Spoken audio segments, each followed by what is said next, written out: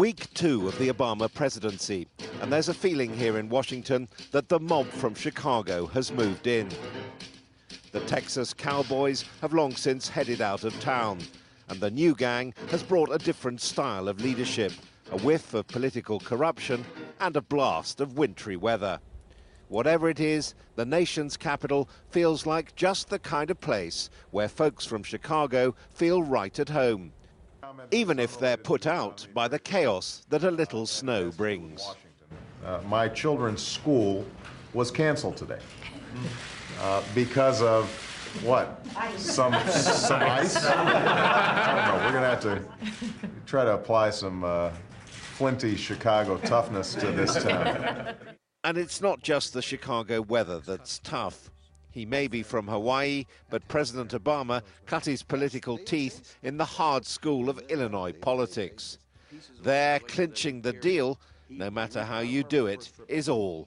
A political style that got his $800 billion economic stimulus through Congress this week. President Obama has always been willing to put pragmatism ahead of ideology. He is always willing to extend his hand across the aisle if he feels in the long run it's going to produce the sorts of results he's looking for. Chicago is a city that is very pragmatic. You don't have politics built on ideology. You have politics built on what can we do to get it done. I think he brings a lot of that sensibility to the White House. Also finding their feet in the snow are two of Chicago's most hardened operators, Rahm Emanuel, a former Illinois congressman, and David Axelrod, Obama's campaign mastermind.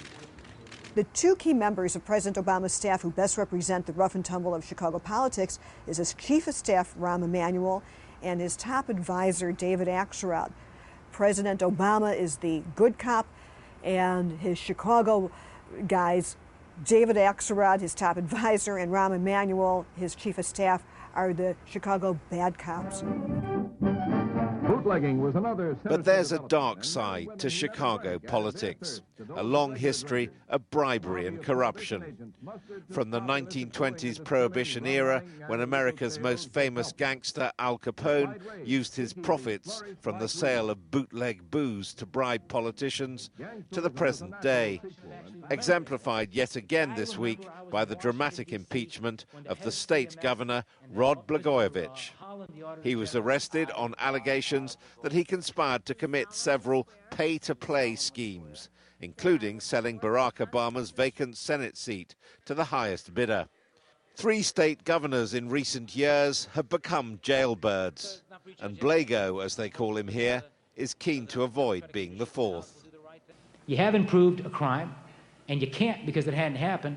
You haven't given me a chance to disprove a crime, but so far a crime has not been proven here in this impeachment proceeding. How can you throw a governor out of office with insufficient and incomplete evidence? Mr. Obama dealt with the case of the corrupt governor with that Chicago pragmatism, even persuading Democrats to accept Blagojevich's nomination to his vacant Senate seat so there'd be no cloud hanging over the inauguration.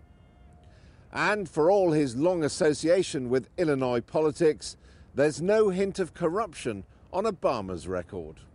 In the best tradition of Chicago politics, President Obama is ready to deal. But he's flinty too about getting his way. Wobbly bipartisan allies and snow-closed Washington schools, be warned. Adam Bolton, Sky News, Washington.